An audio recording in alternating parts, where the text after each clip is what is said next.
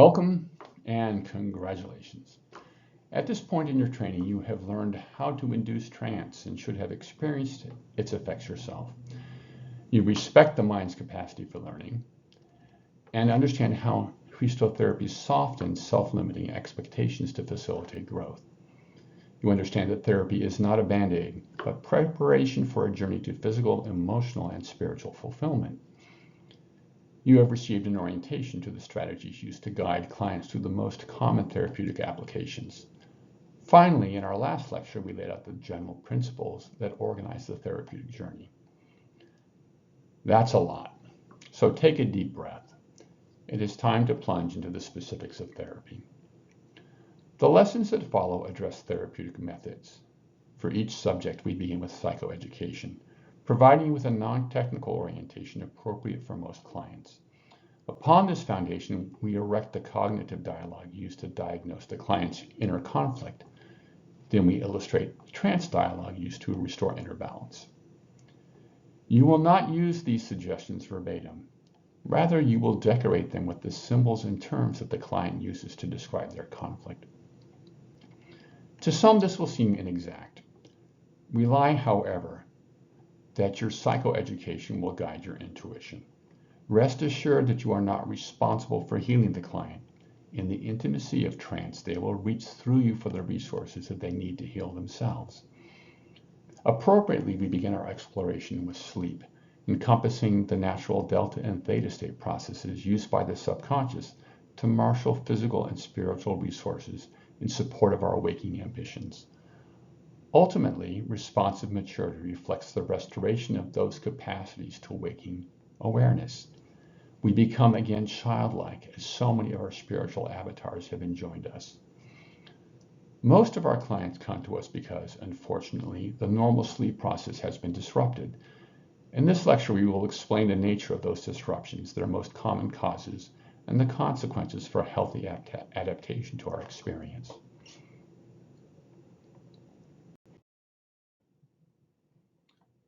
Given the profound differences between our modern lifestyle and the context in which sleep evolved, we might expect that humanity would have trouble getting proper rest. For billions of years, creatures coordinated their activity with the rising and setting of the sun.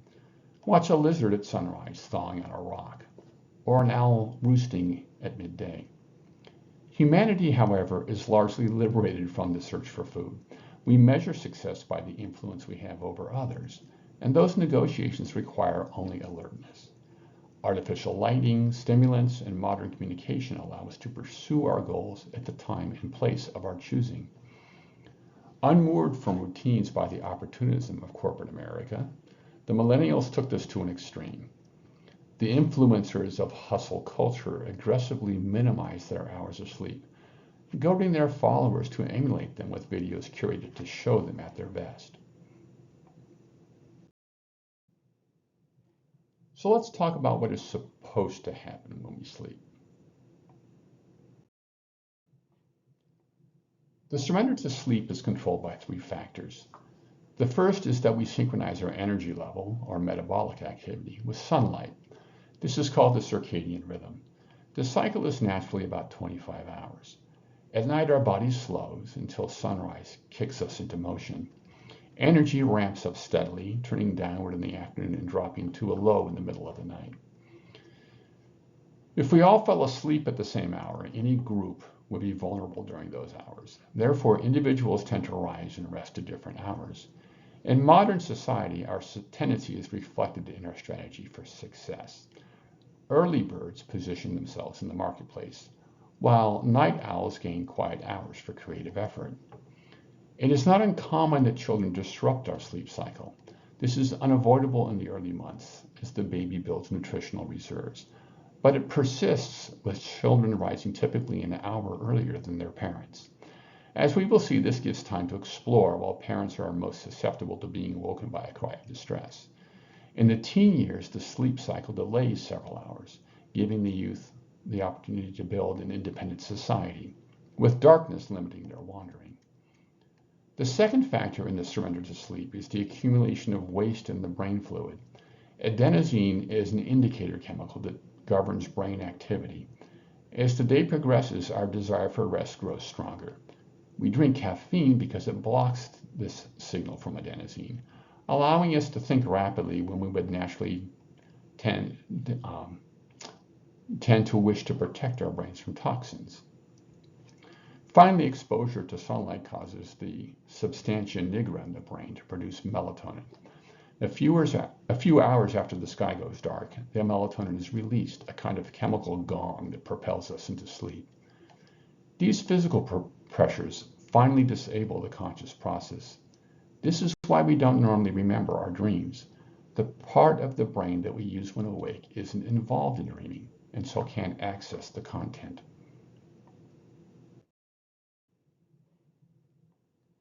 The chemical changes in the brain are mirrored in our psychological experience. Our bodies shed heat, in our physiological experience. Our bodies shed heat by increasing blood flow in the extremities. A stable bedtime routine relieves stress, facilitates comforting verbal and physical exchanges, and signals to the subconscious that the waking mind is ready to surrender control. Finally, to allow the imagination to do the work of inventing new behaviors, the senses shut down and muscle control is blocked. You see our young lady demonstrating good sleep hygiene. The hands and face are exposed to the air. The pillow mask suppresses the glare of the stage lights, allowing the eyes to relax. Her kitty masseuse, a benefit I have not enjoyed since high school, offers soothing companionship. The arrangement of the body relieves strain, allowing muscles to relax and decouple from the mind. In packing activity into the day after the moment of sleep, we create tension around the transition to sleep. The subconscious knows that rest is needed, but wants to honor the priorities of the conscious mind. A simple bedtime routine avoids this confusion and is generally the best therapy for those that have trouble falling asleep. But what happens in the mind during sleep? We touched on this in our lecture on mental states, but it helps to dive a little deeper. The specialist talks of REM, rapid eye movement sleep, and non-REM sleep. NREM corresponds to delta state brain activity. In the EEG trace, we see the strong difference from normal waking. The regular pulses called sleep spindles emanate from the prefrontal cortex and sweep over the cortex from front to back. The pattern is easy to disrupt if any part of the brain is out of sync with the rest. When established, the scaffolding cells of the brain shrink, speeding the flow of brain fluid, facilitating the removal of toxins accumulated during the day.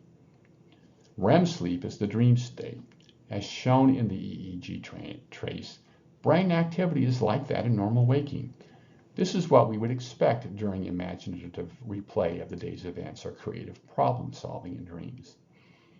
As shown in the lower trace, NREM and REM sleep alternate 5 times during a normal night's rest. With each cycle, the depth of delta state rest lightens, and more time is spent in theta state. We remember only those dreams that bring us back into the waking state, typically a brief episode of conscious awareness. With this background, we can surmise what factors interrupt restful sleep. Anxiety, a tendency to ruminate on the challenges of the day, prevents the conscious from ceding control to the subconscious. Exposure to intense sources of light delays the release of melatonin, preventing us from falling asleep. Stimulants such as caffeine not only interfere with our ability to fall asleep, but cause us to sleep more lightly, increasing the likelihood that we will wake in the middle of the night. Paradoxically, the tools used to help us fall asleep, commonly alcohol, sleep aids, and antidepressants, also suppress sleep spindle formation, disrupting the NREM state essential for recovery of the body and mind. We may sleep 8 hours, but do not wake feeling rested. The brain is still full of toxins and operates at a deficit all day. The resulting disappointments amplify our anxiety, leading to heavier dependency upon late-night distraction and sleep aids, driving us further into sleep deficit. We now understand how important sleep is for mental balance. Let us assume that need is satisfied. What role then does sleep play in the development of our personality? Our explanation for the importance of sleep starts with our theory of mind. Remember, the conscious mind forms to prevent disruption of our survival behaviors. When faced with a new experience in waking life, we can only improvise a temporary solution. The full behavioral implications, extending to diet, exercise, and relationships, are developed by the subconscious in dreams when the body is inactive. If a solution is not accessible, the brain may need to develop new structures. This occurs during delta state sleep. Along with the mental benefits, sleep is critical to our overall health, though we won't go into detail here. Here is the TOM diagram that summarizes normal adult behavior development. The critical mind captures waking experience in daily memory. In the first stage of sleep, those memories are sorted for salience, that is to say importance, and transferred to long-term memory in the cortex. The evidence for this comes from a learning study using brain scans with functional MRI or fMRI. While a subject does a memory task, the fMRI scan reveals which part of the brain is active. Given a list of words to memorize, the fMRI shows that when tested on the same day, short-term memory is active. After a night's sleep, the long-term memory is active. The transfer to long-term memory is not arbitrary. With color-coded words, the brain tends to remember those that are, quote, important. Thus, the student in math class thinking this has nothing to do with me is ensuring that they will get a poor grade on the exam. Attitude has a huge influence on skill and knowledge development. Having prioritized the day's experiences, the mind must identify the networks involved in our reaction to them. This begins with the raw sensations, which are categorized and organized as discrete elements. Was there a ball? A puppy? Did we toss the ball? This analysis assists us in the search for related memories. For example, from our lecture on learning, we might recall the giant puppy amid the tennis balls. That's not necessarily helpful, but it is a likely association. Let's say that the puppy refused to chase the ball when we threw it. What then are the possible reactions? Throw the puppy after the ball? Choose a bigger or smaller ball. Some of these possibilities may already exist in our memories, but the dreaming subconscious may also engage in imaginative play. In this open-ended exploration, we might remember that our father taught us to throw a ball. Maybe the puppy needs an older dog to show it how to fetch. If we don't have an older dog, this leads to difficulties. We need to identify the dog and make arrangements to enlist it in our game of fetch. The subconscious, recognizing the barriers to implementation, may file the problem for consideration tomorrow night, or send up a signal that instead we should try to teach our puppy to roll over.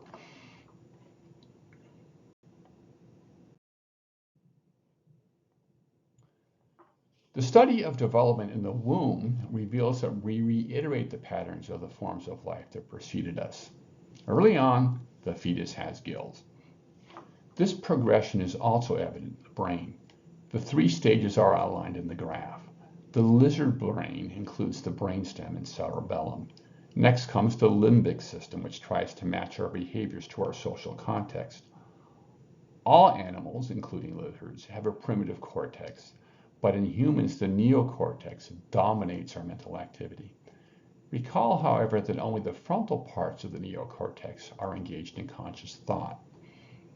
This progression is the most resource-intensive part of development, requiring long periods of delta state sleep and REM sleep. Matt Walker in Why We Sleep notes that the last stage of brain growth, which creates the social centers of the brain, is often lacking in autistic children, reflecting a deficit in NREM sleep. Trauma during development also affects brain structure, an unexamined factor in antisocial behavior. Louis Cozolino of Pepperdine University reassures us that these structures can be repaired, most rapidly when the neocortex provides continuous feedback to guide growth in the lower parts of the brain. Brain development does not cease at birth. In fact, the gross architecture of the brain transforms as we advance through the stages of development. In children, the problem is to safely navigate our environment. A surfeit of neurons accommodates novel experiences until we feel safe to be without parents.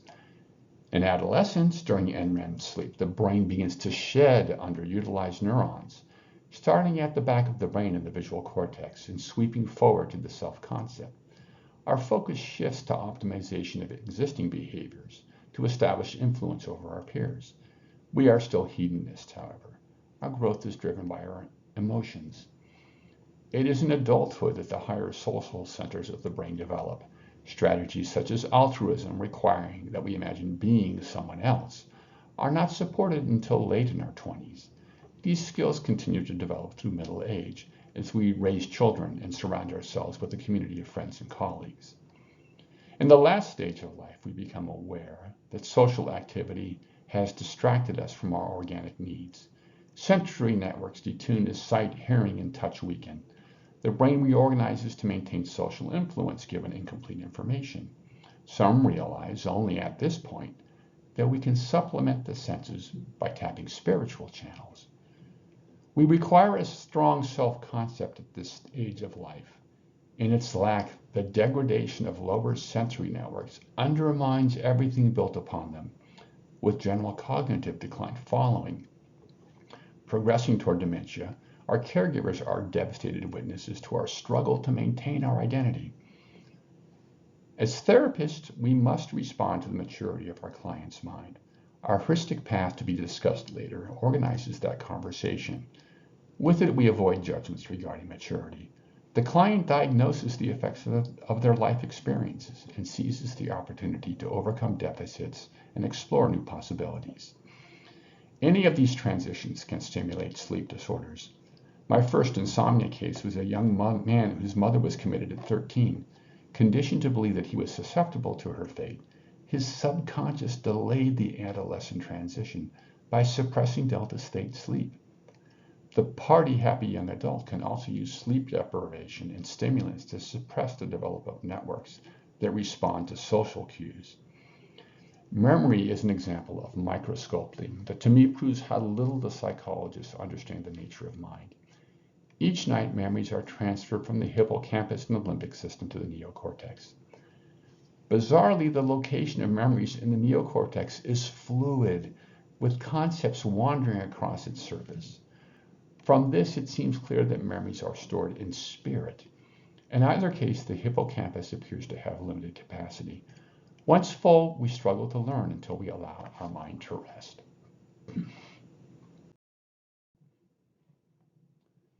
Recall that in the course of a full night's rest, we pass through 5 cycles of NREM and REM sleep. During NREM, the brain builds new capacity. REM then applies that capacity to problem solving. We know that REM brain activity looks like waking activity. In dreams, however, the mind has the benefit of knowing that the body will not get injured, and so can suppress the expectations and anxiety that protect us from harm in waking hours. This unleashes our imagination, which is why dreams are so magical and obscure. But why the 5 cycles? Researchers at the Hypnosis Motivation Institute discovered that 2 of the cycles have specific themes.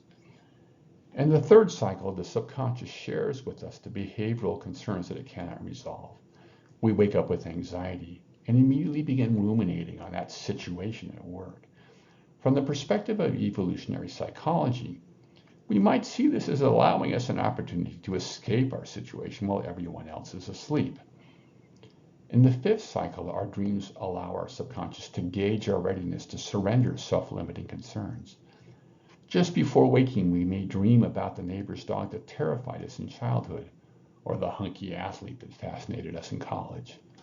These 2 themes anchor a progression that seems logically necessary to behavioral innovation. The 1st cycle identifies the most significant events of the day, and the 2nd prioritizes those experiences against past history.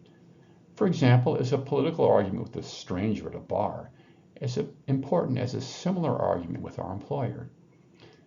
In the 4th cycle, solutions found in the 3rd cycle already discussed may also apply to other circumstances. Guiding our child through a cost-benefit analysis of nicotine consumption may also suggest strategies for sustaining civility at the bar.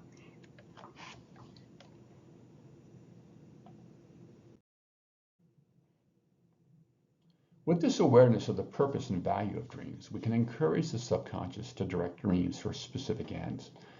That will occur, however, only if the subconscious considers the waking mind to be a reliable partner, which begins with paying attention to dreams.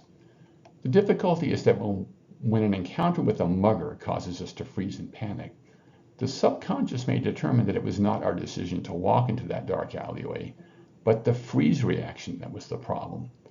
That reaction may associate with falling off a swing in elementary school. We are then presented with the comforting image of the brooch worn by the yard monitor who picked us up and carried us to the nurse's office.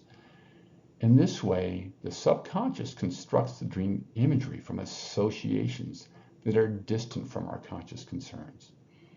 A good illustration is a young woman who struggled with motivation at school. In her dream, she was on a rowboat trying to put the beads back on a broken necklace given to her by her father. With futility, her dominant emotion.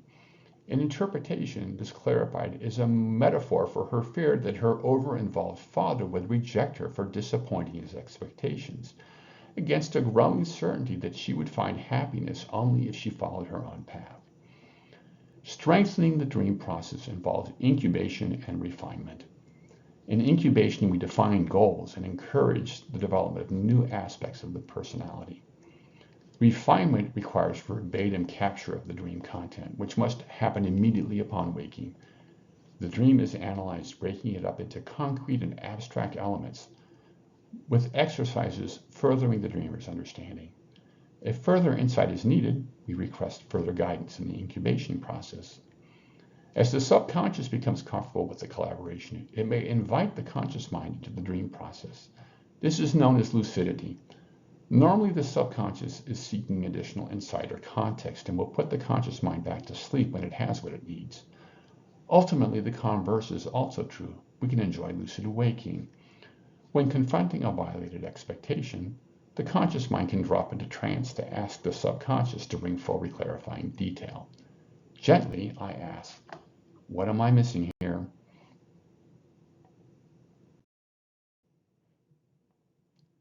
So how important is sleep, and how often will we encounter those struggling with a sleep disorder? Sadly, you may discover that impaired sleep is a factor in almost every therapy. Well, we are all familiar with claims from people that get by on less than 8 hours of sleep a night. Research shows that those claims are generally delusional.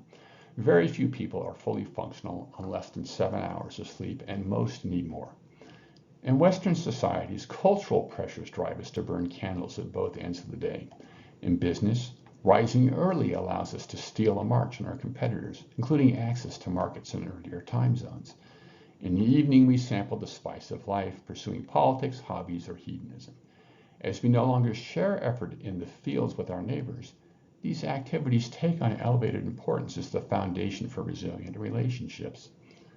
Unfortunately, we believe that we are succeeding only because everyone else is sleep deprived. After one night with 5 hours sleep, our minds operate as when drunk. Getting 6 hours of sleep is only moderately better because the deficit accumulates from night to night. After 10 nights, we are again walking around drunk. Naturally, we lose our ability to think objectively about our condition. Drawing upon caffeine, supplements, and drugs, we brag, I'll sleep when I'm dead, not recognizing that this may be a prediction rather than an achievement. The greatest hazard arises when we attempt to operate motorized equipment, such as a vehicle. When drunk, we react ineffectively to danger, but at least we react. When tired, we fall into microsleeps lasting several seconds, and so do not react at all. Remembering that the rational part of the mind is responsible for moderating our baser urges, we can expect that lack of sleep would bring side effects in other behaviors. For knowledge workers, the inability to learn has immediate economic costs, but the inability to learn also makes us resistant to change in our private life. When adaptation is required, remember that it is in dreams that our most creative thinking is done. Cutting out REM cycles limits the breadth and depth of that work. A sleep-deprived brain is exposed to metabolic toxins and demands energy to stabilize the brain fluid.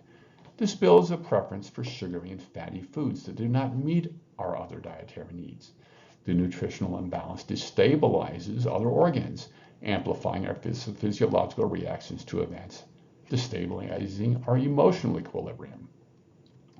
While the causes are subtle, sleep deprivation weakens the immune system and forces other organs to work harder, increasing our vulnerability to chronic illnesses. Perhaps most desperately, the buildup of toxins in the brain promotes breakdown of neural networks that leads to dementia. So-called genetic predisposition to dementia may actually reflect the tendency for caregivers to be sleep deprived in late middle age, driving the onset of dementia in their senior years. The aggregate cost of these side effects is estimated to exceed $500 billion a year. When sleep is severely disrupted, the brain begins to dream in waking life, which mimics the effect of psychosis. Systematic deprivation is a form of torture that is known to end in death.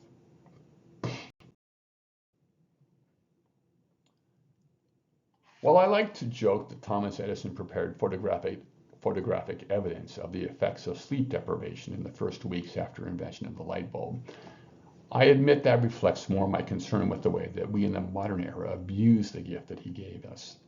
Edison himself, inventor, entrepreneur, and political activist, was a prodigiously creative man. We should not be surprised then that he manipulated his sleep process for creative gain. In his workshop, Edison kept a steel bowl on the floor by a barber chair. When his brain was worn out with effort, he would trap steel marbles in his hand and recline for a quick nap. The drop into NREM would reset his daily memory. When the subconscious began to process his frustration in dreams, his hand would fall open. Waking to the clang, Edison would harvest the unexpected associations discovered by the subconscious.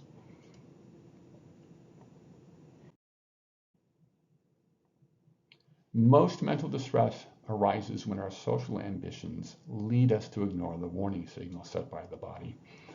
As the effects of sleep deprivation accumulate gradually, our clients may blame their lost mental sharpness on external factors, even if they remember what it was like to be able to think clearly. Edison's practice should inspire us to invest in sleep. While perhaps not as organized in their practice, others have echoed these principles. Sleep is a tool, not a luxury. With it, we can sustain and enhance the integrity of our personalities, thereby better responding to the needs of others.